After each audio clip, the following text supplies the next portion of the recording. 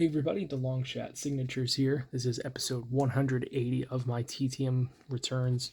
We are starting off the week strong with 10 TTM successes. Forget this, 48 autographs, including an eBay purchase. This is the last one that I have coming in. So we'll start off with that one. So a total of 49 autographs today. So this is another 1990 Pro set of a late NFL head coach. There was a couple more I was considering buying, but I wasn't 100% sure about the authenticity, or I just didn't think that it was worth the price that they were asking for. So maybe I'll look into those again. But we'll end off the eBay purchases with a Chuck Knox autographed Seahawks card. Chuck Knox passed away in 2018 after a very successful pro coaching career. He coached the LA Rams twice, the Buffalo Bills, and the Seattle Seahawks. He was a 3-time NFL Coach of the Year, 186 regular season wins. If he was able to keep up at the pace that he had started his career off at, he'd likely be in the Hall of Fame now. But things kind of fell off towards the end, wasn't making the playoffs, never made a Super Bowl, anything like that. But a very, very accomplished coach. I know a lot of people really liked him as a head coach. So glad to finally add him. It looks like there's a bunch of good stuff signed on eBay from over the years. So I felt pretty confident about this one. But we'll continue with the football here with some TTM returns. First one is another addition to the 1990 Pro set. This is a 1-of-1 success in 81 days from former NFL kicker Steve Christie. He's been a really good signer over the years, and he had an extra card late in the Pro set as a Pro set prospect. This was one of those that you had to mail in for back in the day. So got that signed finally. Then we have a 2-of-2 return from New York Giants offensive coordinator and former NFL QB Mike Kafka. This one did get smeared on the back of the other photo, so most of the K is missing.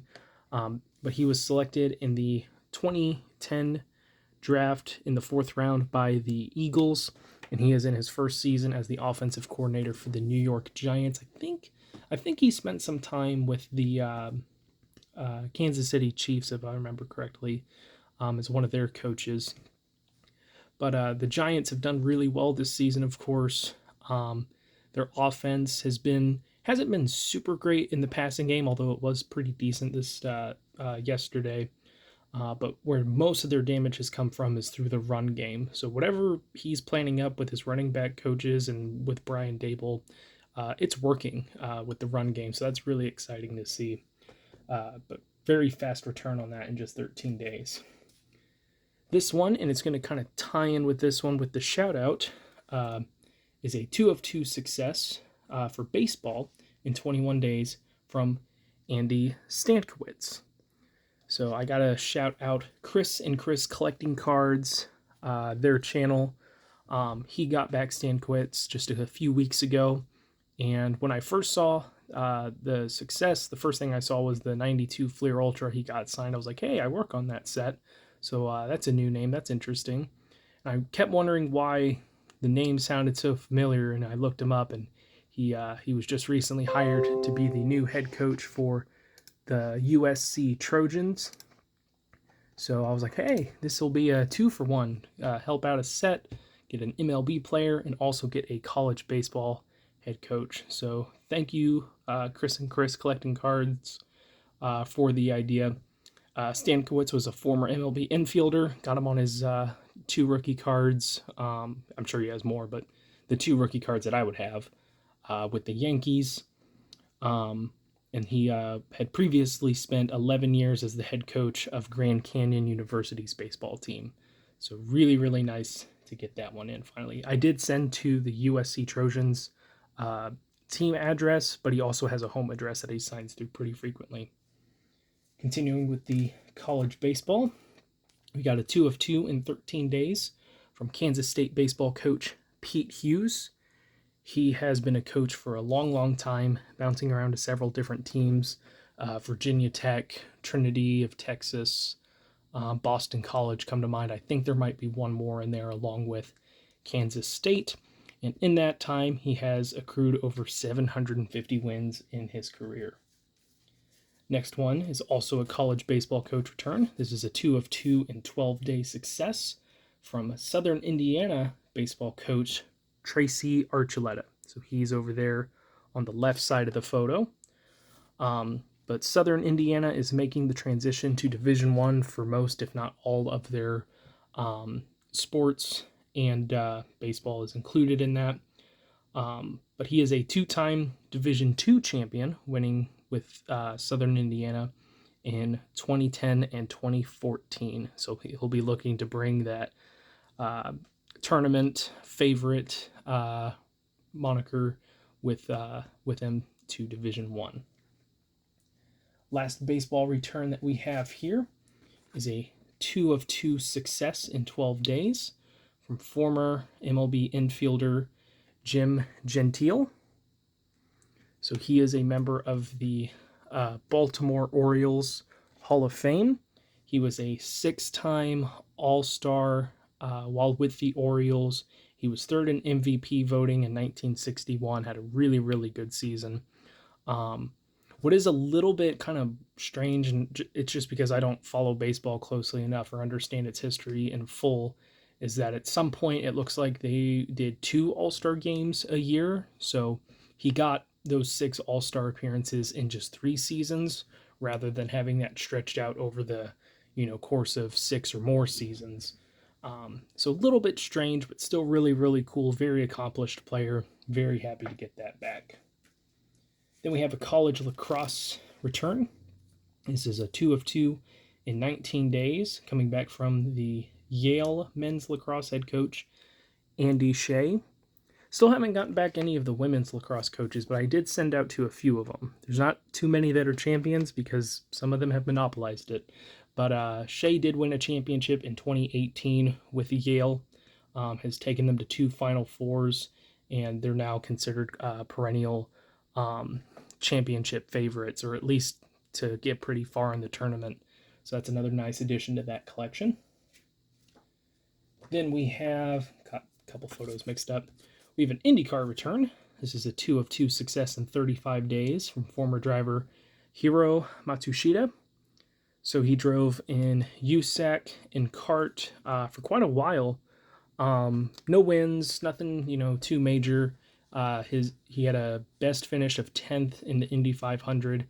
I could only find 4 instances in which he appeared in the race, but those are going to be counted towards that collection.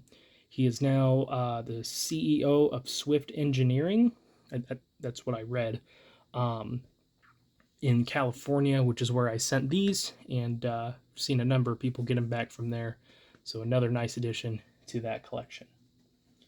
Then we have an NHRA return. This is a 3 of 3 success in 47 days from legendary funny car driver Robert Height.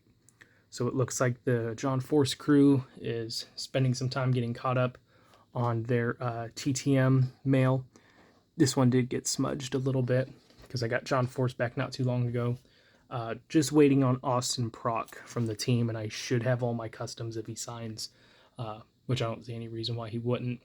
But really, really nice success there. It does stink that the 8x10 got smudged a little bit, but I kind of prefer that over the custom. Then we'll end off here with some hockey returns. First one here, probably not the most well-known name in hockey, but as a Sharks fan, I really wanted to get him. Glad I was able to get him now. He's getting up there. But this is a 3 of 2 success from former San Jose Sharks general manager Chuck Grillo, or Grillo. I'm not sure which it is. But he signs his name as Gringo, which I thought was really funny. So couldn't find any pictures of him. He was the GM from co-general manager from 1992 to 1996 with Dean Lombardi before he was let go. But there's not very many photos from that era, especially of executive members. So I got a vintage Sharks logo printed off, and then a "This is Sharks Territory" sign printed. So he signed both of those. He tore a greeting card in half and sent that back with a little note on there. Signed that as well. And then the last cool piece here, which is unsigned, is his former business card. So I guess that's what he looked like back in the day with his nickname Gringo. And then he put on there my old card and put all of the information and stuff on there with the old San Jose Sharks logo. Trying to get it to focus. I doubt any of those numbers work anymore. That's still the address for the San Jose Sharks if you want to write to them. And what's really cool about this is that his assistant Joe Will is still with the team to this day. I think they both started at the team at the inaugural season for the Sharks. So that leaves me with one more GM of the Sharks to try and get, Jack Ferreira. I did write to him a few years ago, didn't get anything back. I think I sent that to a team. I'm probably going to look for a home address next and hopefully be able to get him. And the last one here is a super awesome return. I haven't had anything like this where I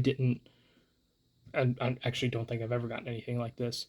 But this is a college hockey head coach.